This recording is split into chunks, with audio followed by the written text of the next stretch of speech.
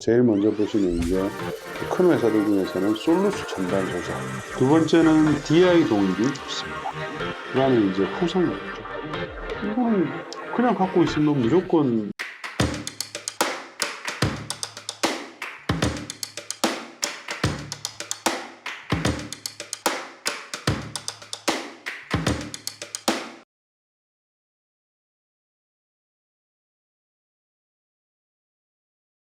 다음은 이제 좀 전기차 부품을 여쭤보도록 하겠습니다. 엄청 많잖아요. 핵심 4대 이제 양극재, 음극재, 전해재, 분리막, 그 외에도 알루미늄박, 뭐 구리박 보니까 커버하시는 것들이 다 소재 관련된 거는 다 하시더라고요. 네네. 소재 개별적으로 제일 매력적으로 보시는 종목이랑 그 이유 설명 부탁드리겠습니다. 뭐 전기차도 다 좋아요. 다 좋은데 수요도 좋고 미국도 좋고 다 좋은데 이제 올해는 제가 이제 투자하시는 분들한테 작년도까지는 퓨어 플레이들이 좋았고 올해는 여러 이제 사업들을 같이 하는 회사들 중에서 전기차 소재 회사들이 조금 더 부각을 받을 거다 이제 이렇게 보죠. 왜냐하면 일단 밸류에이션의 문제 이런 것들도 있고 올해가 이제 코로나로 인해서 피해본 업종들이 회복이 되는 올해 시기잖아요. 그래서 배터리 관련 업체들도 사실은 그런 회사들이 본업도 좋고 부업도 좋고 이런 이제 상황입니다. 그래서 대표적으로 예를 들면 제일 먼저 보시면 이제 큰 회사들 중에서는 솔루스 첨단 소재가 이제 큰 회사들 중에서는 탑픽이에요. 왜냐하면 솔루스 첨단 소재는 OLED의 독점 소재를 가지고 있죠. 블루 쪽에. 그다음에 5G용 동박도 아주 큰 매출액을 가지고 있습니다. 코로나로 인해서 이제 그런 것들이 작년에 좀 별로 안 좋았어요. 근데 올해는 지금 뭐 OLED 수요 뭐 난리잖아요. 뭐 노트북도 한다. 뭐 삼성전자도 뭐 OLED 폰 수요가 뭐 30% 증가한다. 부터 시작해서 뭐 난리고 중국의 OLED 디스플레이 업체들도 지금 또 이제 대규모 증설 사이클에 또 들어갔죠. 그래서 OLED 공장을 중국에다 짓습니다. 이 솔루스 첨단 소재가. 근데 OLED의 얘네들이 매출액이 작년에 800억이었는데 올해는 1000억이 좀 넘습니다. 이 정도 되면 독점 이게 소재이기 때문에 1조 정도의 가치를 줄 수가 있어요. 연간 뭐 영업이익이 여기서 30% 이상 나오거든요. 시총이 지금 1.5조 정도밖에 안 되기 때문에 이걸 빼버리고 나면 동박과 배터리용 전지박의 가치가 5천억밖에 평가를 안 받는 거예요. 근데 다른 업체들 보세요 한번. 일진머티리얼 같은 이제 전지박을 만들잖아요. 일진머티리얼 지금 시가총액이 얼마입니까? 한 4조 정도 되지 않나요? 그죠? 물론 아직 이제 이 회사가 유럽에서 이제 막 만통 공장을 이제 돌리고 시작을 했기 때문에 일진 머티리얼보다 훨씬 낮은 가치를 받아야 되는 건 맞는데 갭이 너무 많다는 거죠. 한 3, 4천억밖에 안 주는 거예요. 가치에 대해서. 근데 10배를 가치를 준다? 근데 얘도 이제 만톤이지만 이미 7만 5천 톤 증설하는 거는 확정했단 말이에요. 확정을 해서 그 로드맵으로 가고 있기 때문에 솔루스 첨단 소재가 좋다. 그리고 올 하반기에 유럽의 배터리 공급 계약을 아마 굵직굵직한 것들을 발표를 하게 될 거예요. 뭐 T사하고 한다든가 뭐 여러 가지. 왜냐하면 유럽엔 얘밖에 없어요. 전지박 구리로 만드는 전지박 배터리 소재 공장은 얘밖에 없습니다. 그래서 솔루스 첨단 소재가 좋고요. 두 번째는 DI 동일이 좋습니다. 네, DI 동일은 동일 방식이 이제 이름이 바뀐 거죠. 근데 DI 동일은 우리나라에서는 알루미늄 박 업체로서 1위 업체입니다. 사마알미늄.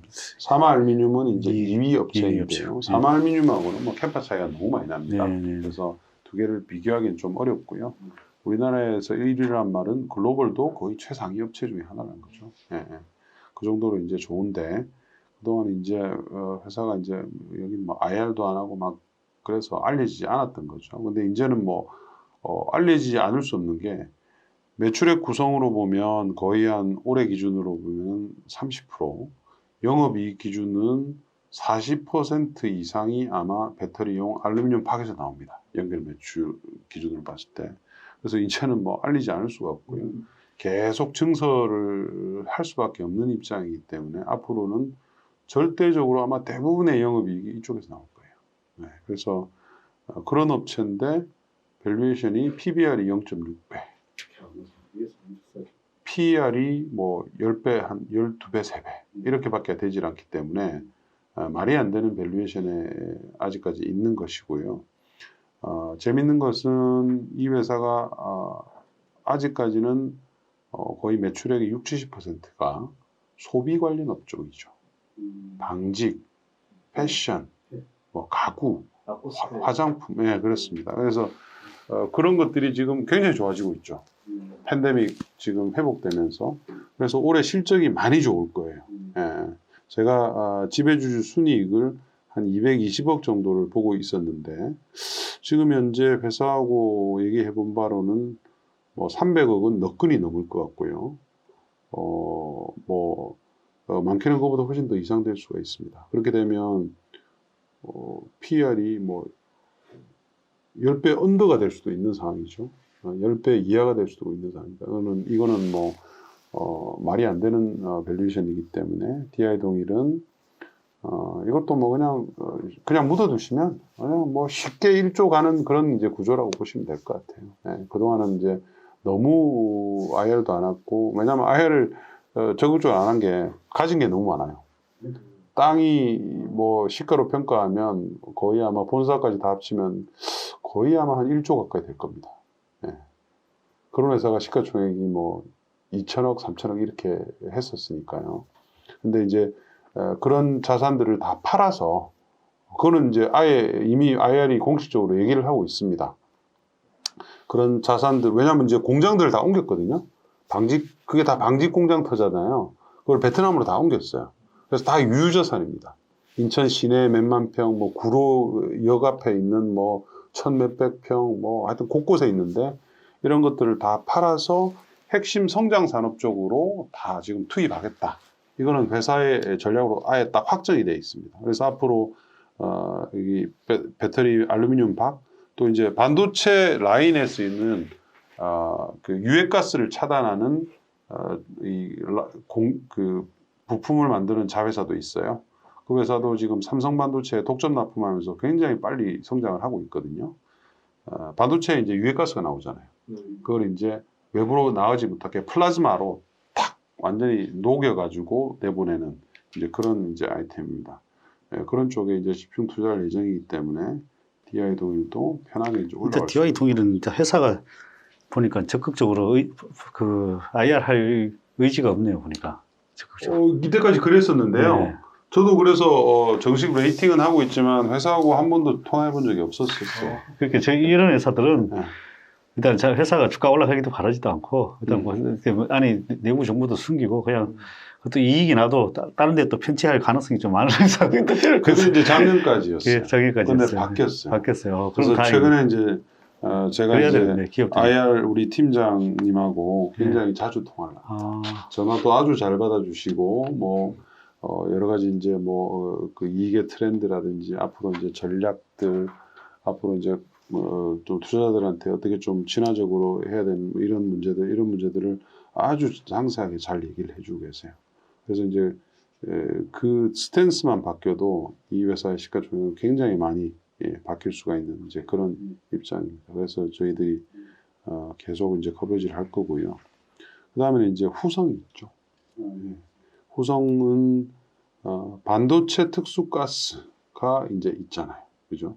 그리고 배터리용 LiPF6는 중국에다가 엄청난 투자를 해놨습니다. 작년 말까지.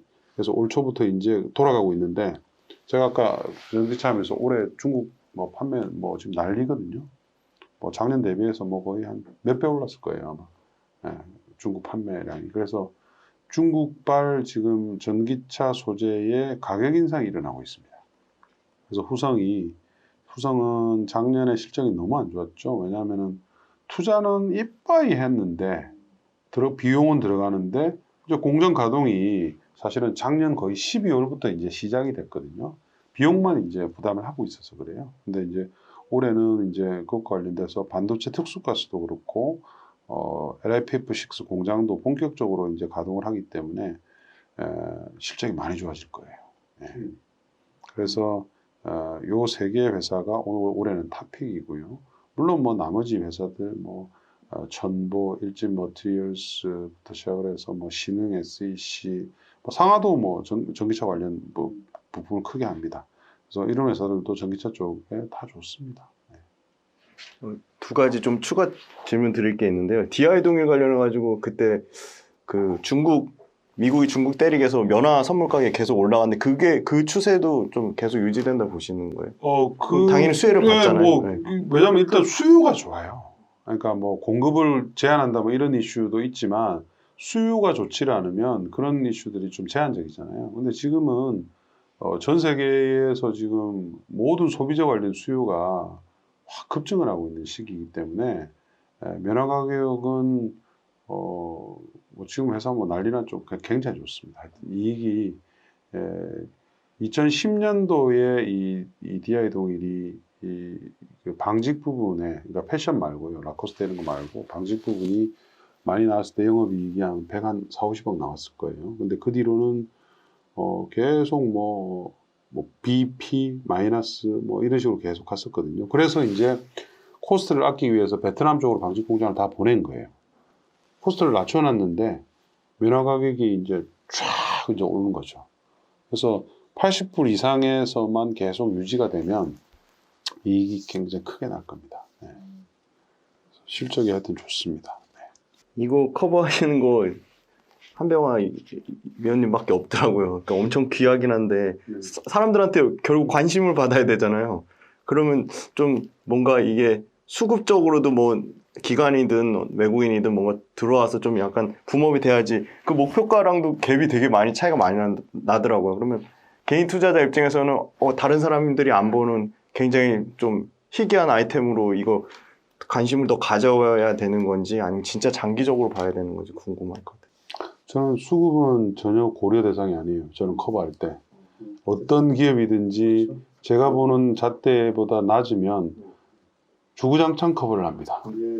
상하프론테크 제가 현대에 있을 때 커버한 지가 벌써 10년도 넘었겠네요. 네. 근데 제가 처음 커버할 때 상하프론테크의 시가총액이 300억이었어요. 지금 한 6, 7천억 하지 않나요? 진짜 텐베거 종목. 아직도 제가 원래 전식으로 커버를 안 합니다. 작은 종목 잘 보는데 이걸 못 놓쳤지. DI들도 마찬가지예요. 네. 이사님 좀 짜서 다녀야 되겠네요. IR을 제가 준비할 때 IR 쪽에서 제가 전화 한 번도 한 적도 없고 전화도 사실은 잘 안 받았었어요. 그럼에도 불구하고 제가 봤을 때 이거는 그냥 갖고 있으면 무조건 이익이 날 수 있는 투자하면 그런 회사고 알루미늄 박 부분이 1위 업체잖아요. 배터리 소재의 1위 하는 사업을 가지고 있는 회사가 시가총액이 2천억, 뭐 2천억대, 뭐 3천억대, 2천억, 3천억도 안 했을 때니까 제가 커버했을 때는 말이 안 된다는 거죠. 그래서 일단 커버를 했는데 다행히 지금 회사가 요즘 이제 굉장히 스탠스가 많이 바뀌고 있어서 그런 부분들도 아마 주주분들한테는 좋으실 거예요. 근데 이제 제가 계속 말씀드리잖아요. 중장기 투자를 하셔야 돼요. 네, 이런 기업들을 뭐 단순하게 뭐 내가 지금 사서 뭐 2, 3일 내에 몇십 프로 먹고 팔고 이런 투자는 안 됩니다. 기업은 항상 이렇게 장기 투자를 해야 됩니다. 너무 짧게 이렇게 근시안으로 보면 네. 항상 이렇게 심리에 후달리고 장 빠질 때 불안하고 뭐 그런 것 같습니다. 최근엔 커버를 안 하시는 것 같긴 한데 이 엄청 또 성장하는 산업이죠. 저도 굉장히 관심 있게 보고 있는 이 폐기물 관련해서 그 SBS 모 회사잖아요. TY 홀딩스.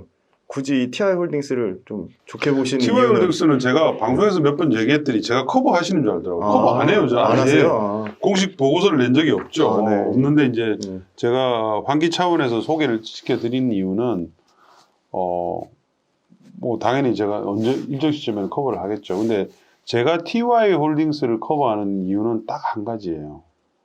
저는 탄소 배출 제로로 가기 위해서 맨 마지막 단을 딱 끼워주는 산업은 리사이클 산업입니다.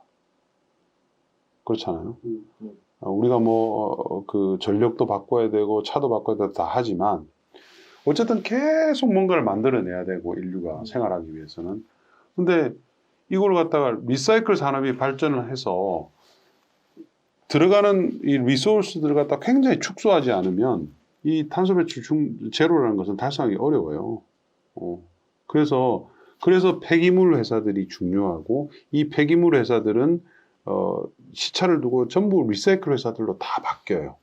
미국의 사례도 그렇습니다. 아주 큰 웨이스트 매니지먼트라든지 뭐 이런 회사들이 제일 지금 투자를 많이 하는 부분들이 다 리사이클 산업들이에요. 예를 한번 들어볼까요? 풍력 터빈이 엄청나게 많이 깔렸잖아요. 우리나라 말고 해외 같은 경우 벌써 한 본격적으로 깔리기 시작한 게 10년이 훨씬 넘었고 빠른 데는 한 20년 정도 됐어요. 수명이 이제 다 될 시점에 이제 오는 거죠. 그런 터바인들은. 그럼 이거를 처리를 해야 될 거잖아요. 그죠? 근데 뭐 쇠는 뭐 이렇게 어떻게 해서 처리를 하면 되는데 블레이드, 레진으로 만들거든요. 이걸 어떻게 리사이클 할 건지는 굉장히 큰 숙제였어요. 그런데 이제 스타트업들이 막 생기고 하면서 이런 것들을 이제 굉장히 잘게 쪼개서 CO2 배출을 갖다가 굉장히 축소하는 방식으로 지금 매립하거나 재활용하는 이런 것들이 지금 산업들이 막 붐업이 되고 있어요. 이거는 뭐 쉽게 얘기하면 배터리, 그죠? 배터리 지금 엄청나게 팔리고 있는데 한 10년 지나면 차들 폐기해야 되잖아요. 그 배터리 어떻게 쓸 겁니까? ESS로 쓰든지 아니면 그 안에서 우리가 될 수 있으면 많은 금속들을 뽑아내야 되는 거예요. 이런 산업은 폐기물을 처리하는 회사들이 가장 유리해요. 그래서 TY홀딩스의 자회사죠. TSK 코퍼레이션이 그런 것들을 이미 시작을 했어요. 거기 들어가 보시면 TY홀딩스의 여러 이제 밑에 자회사들이 있는데 그 중에서 일부들이 그걸 하고 있습니다. 초기 단계이긴 하지만. 그래서 이제 제가 TY홀딩스를 주목을 하는 것이고 마침 홀딩스로 바뀌면서 기업 가치가 굉장히 지금 저평가되어 있는 상태이기 때문에 지금 이걸 투자하시면 이것도 가만히 앉아서 부동산 투자하실 필요가 없어요. 왜냐하면 이 매립하는 회사들, 폐기물 처리하는 회사들은 누가 매립장을 많이 가지고 있는가가 가장 중요한 척도예요. 근데 우리나라 폐기물 관련 업체들 중에서 이 회사가 사이즈도 제일 클 뿐더러 압도적으로 크죠. EMC 홀딩스라는 회사가 이제 2위 회사인데 그 회사보다 이 회사가 영업이익이 2배 이상 나니까. 근데 그 EMC 홀딩스가 작년에 SK건설에 인수가 됐어요. 1.1조 원의 인수가 됐어요. 근데 그러니까 이 회사는 당연히 2조가 훨씬 넘겠죠. 영업이익은 2배가 훨씬 넘습니다. 그 EMC 홀딩스보다. 그리고 앞으로 매립할 매립지역도 이 회사는 10년 이상의 이 공터가 심지어 남아 있어요. 그래서 큰 폭으로 성장하는데 보통 폐기물 관련 업체들이 사모펀드들이 지금 계속 M&A 중이거든요. M&A 중인데 사면 한 3년 정도 있으면 더블오버를 해서 팝니다. 그만큼 이제 우리나라는 당연히 좁으니까 폐기물 ASP가 계속 올라가는 거예요. 점점 줄어드니까. 그리고 옛날에는 이거를 이제 수출로 해결했어요. 중국에다 막 묻고. 이제는 이걸 받아줄 국가는 한 국가도 없어요. 이런 환경 이슈라든지 이런 기후변화 이런 이슈들 때문에 우리가 해결을 해야 되기 때문에 이거는 그냥 가만히 앉아있으면 값어치가 올라가는 거예요. 부동산 가격이 마치 강남의 노른자 지역이 없어지면서 계속 올라가듯이 똑같은 거기 때문에 TY홀딩스는 무조건 갖고 있으면 먹는 그런 이제 그 주식이죠. 그래서 그렇게 이제 보시면 될 것 같아요. 이제 마지막 질문으로 이 너무 어려운 이 신재생 에너지 관련된 회사들 어떻게 개인 투자자들이 공부해야 되고 결국은 성장성은 알겠고 정말 장기로 투자해야 되는데 싼지 비싼지 어떻게 평가하는지 좀 평가하는 방법이랑 좀 다른 데서 좀 그래도 너무 좋은 종목들 많이 알려주셨는데 다른 데서 좀 덜 언급하신 좀 알짜 중소형주 하나만 꼽아서 좀 말씀해 주신다면요. 중소형주를 제가 다 웬만큼 제가 커버하는 거는 알짜는 언급을 다 드린 것 같아서 뭐 대형주도 마찬가지고요. 뭐 종목 지금 엄청나게 많이 설명드린 것 같아서 종목은 예, 보시면 될 것 같고요. 요즘 근데 뭐 요즘처럼 공부하기 쉬운 시대가 어디 있습니까? 이거는 발품을 팔 수밖에 없어요. 자기가 원하는 업종들, 예를 들면 풍력이다, 태양광이다, 구글링을 하는 거죠. 매일매일 하죠. 저는 매일매일 하는 건 기본이고 수시로 체크를 해요. 업황에 관련된 뉴스들, 뭐 윈드 파워, 솔라, 하이드로젠, 구글링 해보세요. 얼마나 많은 뉴스들이 올라오는데요. 그 뉴스들에 올라오는 강도가 업황의 강도를 얘기를 하는 거예요. 그래서 요즘 제일 많이 올라오는 뉴스들이 수소 관련 뉴스들이에요. 쏟아져서 나옵니다. 뭐 전 세계에서. 그러니까는 그런 거로 이제 공부를 하시면 되고, 밸류에이션은 당연히 전 세계의 업체들을 다 보셔야 되겠죠. 테슬라뿐만 아니고 뭐 전기차 관련된 스타트업들, 중국 관련 기업들 그런 거는 저희 애널리스트들이 다 제시를 하잖아요. 밸류에이션, 피어 밸류에이션 뭐 이렇게 해가지고 다 하니까 그런 것들을 이제 비교를 하시면서 투자를 하시면 되죠. 글로벌 업체 대비 저희가 밸류에이션 뭐 디스카운트 동일한 밸류에이션 받을 수 있다고 보시나요? 그거는 다 달라요. 업종마다 다르고 회사마다 다르고 다 다르기 때문에 뭐라고 하나로 이제 얘기는 할 수는 없는데 대부분 이제 뭐 해외의 아주 선두업체들 대비해서는 또 당연히 디스카운트를 일부 받기도 하겠지만 아주 핵심 소재다. 예를 들면 그럼 어디하고 비교를 하겠어요? 상업프론테크는 고어텍스밖에 없는데 고어사밖에 없는데 고어사는 비상장이잖아요. 그래서 사실은 밸류에이션이라는 게 코에 걸면 코골이, 기에 걸면 기골인데 제가 제일 중요시하는 것은 지속 가능한 성장이에요. 과연 이 비즈니스 모델이 지속 가능한지 그게 이제 저의 가장 큰 관심사고요. 지속 가능하다면 그거는 뭐 굳이 밸류에이션을 갖다가 아주 냉정한 잣대를 댈 필요는 없는 거죠. 네. 장시간 동안 인터뷰에 응해주신 유진투자증권 한병화 위원님께 진심으로 감사드립니다. 신재생 에너지 산업과 관련해서 중요하고 큰 변곡점이 생기면 꼭 다시 한번 출연을 정중히 요청드리도록 하겠습니다. 슈퍼개미 레슨몬TV는 금융투자업계에 다양한 투자와 관련된 인사이트, 차별화된 인사이트 가지신 분을 모시고 레슨몬TV 구독자분들께 주식 투자와 관련돼서 양질의 투자에 도움이 되도록 최선을 다하고 있습니다. 앞으로도 많은 관심과 성원 부탁드리겠습니다. 감사합니다. 감사합니다. 수고하셨습니다. 고맙습니다.